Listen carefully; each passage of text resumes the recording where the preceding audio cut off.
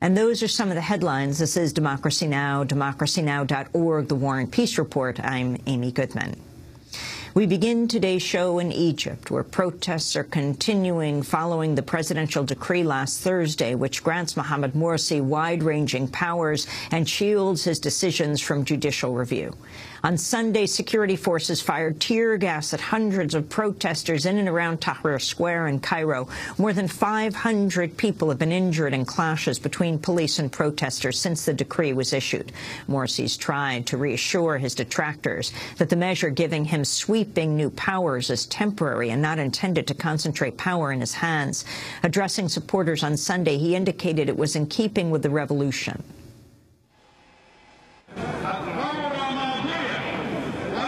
The revolution has passed, but will not stop. The judiciary is a respected institution along with its loyal members. But those who wish to hide within the institution, then I will be watching them. Prominent opposition leader Mohamed al-Baradei said Saturday there could be no dialogue with the president until he rescinds what he termed a, quote, dictatorial decree, saying it's given Morsi the powers of a pharaoh. Well, the core demand for now is to rescind the constitutional declaration, But if people were to ask me or to ask us, what do you want? I mean, we clearly want a new constituent assembly. We want, to be able to get a proper democratic constitution that guarantees our rights, our freedoms, a proper balance of power, and we want a qualified government, a government of national salvation, to be able to get the country out of the mess we're in, particularly focusing on the economy and security. Egyptian President Mohamed Morsi proclaimed the decision just a day after he brokered a deal to end Israel's assault on Gaza that killed 170 Palestinians. 4 Israeli civilians and 2 Israeli soldiers were killed in Palestinian rocket attacks. Earlier today, Israeli Defense Minister Ehud Barak, who presided over the assault on Gaza, announced his resignation. Well, to find out more about the latest in Egypt and the ceasefire in Gaza, we go to Cairo to speak with Democracy Now! Correspondent Sharif Abdel Kouddous. He's just returned to Egypt from Gaza on Saturday. Sharif, welcome to Democracy Now! Why don't you begin where you are right now in Cairo? You are actually where you're standing is overlooking Tahrir Square. Explain what happened this past week. Right, as you mentioned, Tahrir Square behind me, there's a sit-in that's been continuing for the 4th day now since Friday. Morsi, as you mentioned, Amy, really dropped a bombshell on Thursday with this 7-point constitutional declaration that gives him sweeping and unchecked powers and severely restricts the powers of the judiciary.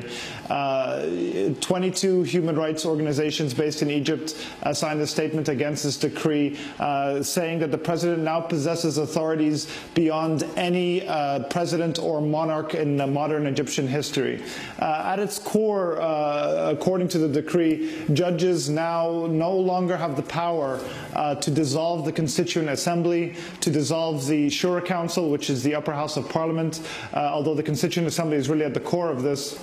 Both bodies are dominated by members of the Muslim Brotherhood and other Islamist groups.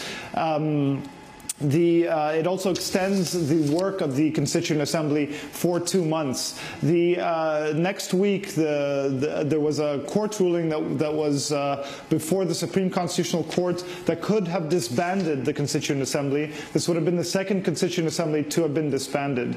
And it was also facing disintegration, essentially from within, with about 1/3 of the members, non-Islamist members of the Assembly, withdrawing in protest over the domination by the Brotherhood and Islamist sympathizers of the process and of the actual text itself. After Morsi's declaration on Thursday, another 6 members withdrew from the Constituent Assembly. So that was a key point, I think, that Morsi was trying to prevent the breakdown of the Constituent Assembly that's drafting the country's new constitution and move it forward.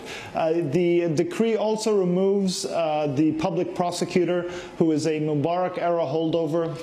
and replaces him with a new one, and it calls for the retrial of many members of the former regime accused of killing protesters, including the former president Hosni Mubarak himself. What is most ominous and created the most outrage was this part of the decree that basically places the president's decisions, all of his decisions since coming into office in July and going forward for a few months. They make the decisions final and beyond any kind of appeal whatsoever. We have to remember that Morsi had executive and legislative power before this decree. The only check on his power was the judiciary, and now he has placed himself beyond that as well. There's also a very ominous article in the decree that states that Morsi can make, or the president can make decisions or take any measures to protect the country and quote-unquote protect the goals of the revolution. So this really sparked a lot of outrage across the political spectrum. As you mentioned, it sparked protests the very next day in Tahrir, massive protests here just behind me in the square. And there was also, Morsi spoke at the presidential palace, outside the presidential palace, to his supporters, mostly Muslim Brotherhood members, insisting that the powers would only be temporary. The protests were not limited to Cairo, however. They spread all across governorates in Egypt, in Alexandria and the Nile Delta, in Port Said on the Suez Canal. Muslim Brotherhood headquarters in these cities, in several cities, were attacked. A couple were firebombed and burned down.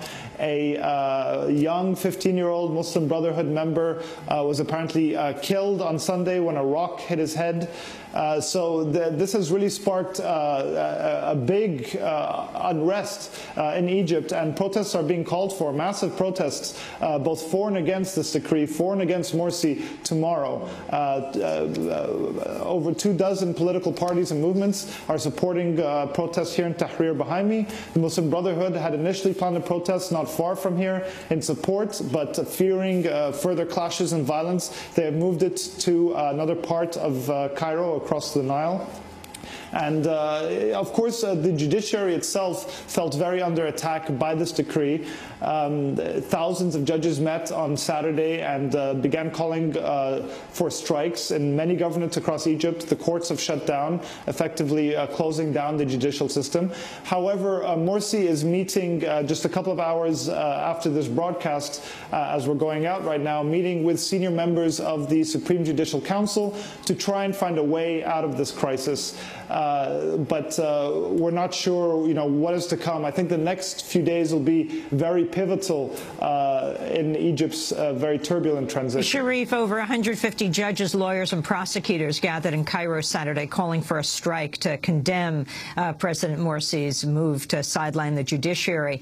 Abdelmajid Mahmoud, the Hosni Mubarak-era prosecutor general, was dismissed. This is what he said.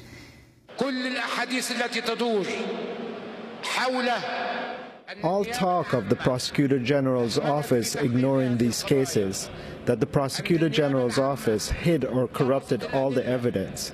I challenge those who say such words if they had actually read a single page from the investigations that took place. I urge you to accept from me sincere gratitude over your stance in defending the independence and prestige of the judiciary, and not because you wish to defend the Prosecutor General, because the Prosecutor General is now gone and all people eventually go. One of the greatest privileges from God for a prosecutor is to work as a Prosecutor General. And I work as a Prosecutor General for more than 6 years, and not less than that. That's Abdelmajid Mahmoud, the Hosni Mubarak-era Prosecutor General. Your response, Sharif, and how many of the judges are Mubarak-era? It's difficult to say exactly how many, but Mubarak was in power for 3 decades and appointed many of them. There's no question that there is corruption within the judiciary. And let me just say, the man you just heard, Abdel Mahmoud, is a very disliked figure here in Egypt. One of the first calls of the revolution following Mubarak's ouster was the removal of this public prosecutor who, throughout the Mubarak era, prosecuted protesters and dissenters to Mubarak's rule, while not prosecuting what was very clear cases of corruption and cronyism by senior members of the National Democratic Party, Mubarak's party. So, replacing him and getting rid of him was a revolutionary demand, but it is the way that Morsi is choosing to replace him, the way that, within this decree, he has granted himself these sweeping powers. And a very important thing to mention also was that these clashes that have been going on with the police have continued for a week now.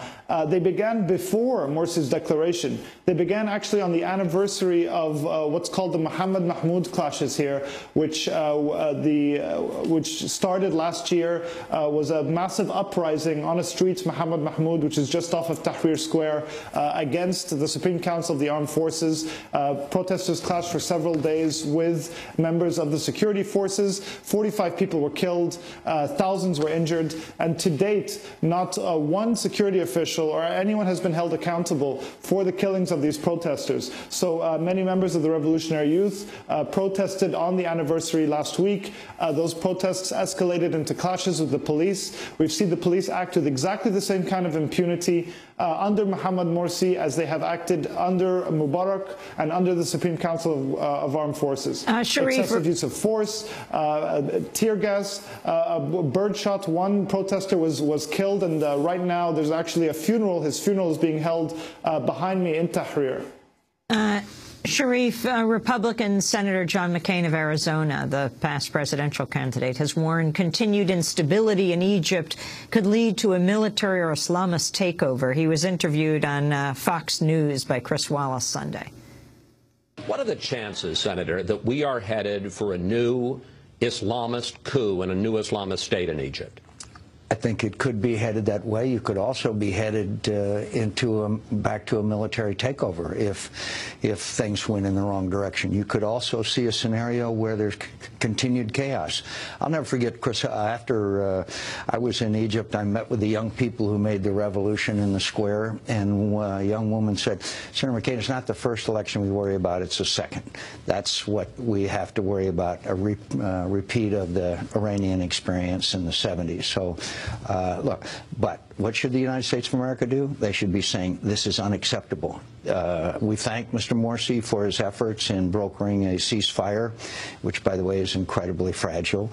But this is not acceptable. This is not what the United States of American taxpayers expect, and our dollars will be directly related to the progress towards democracy, which you promised the people of Egypt when your party and you were elected president.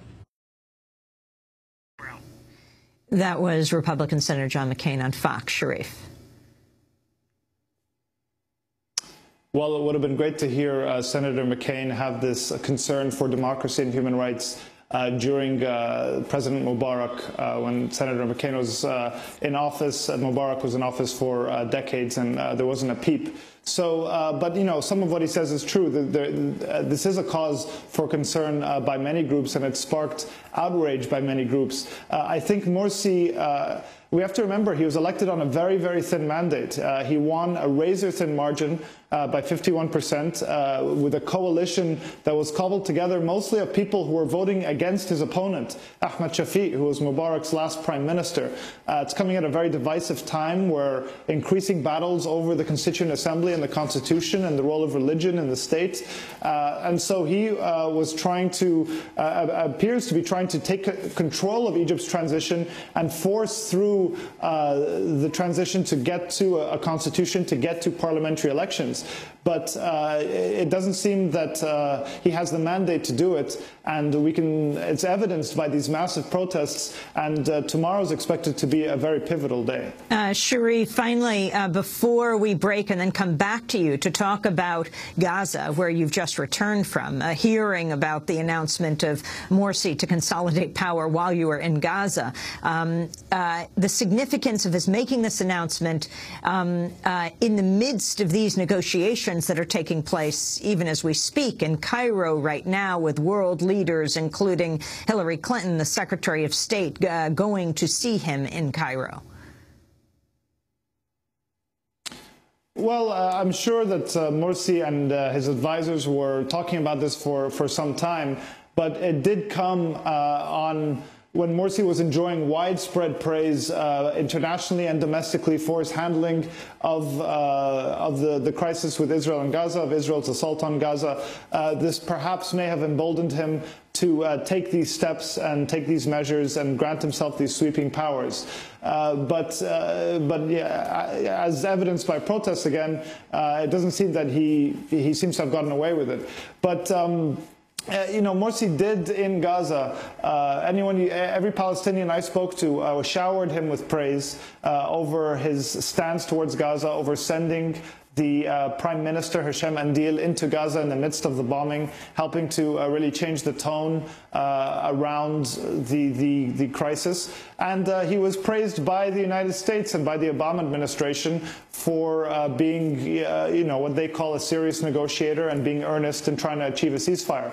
So he was riding a high on that, and but he seems to have really deflated the bubble that he was enjoying. Sharif Abdel Kouddous, we're going to come back to you after break. Back in Cairo now. He was in Gaza. We're going to talk about the ceasefire there. Stay with us.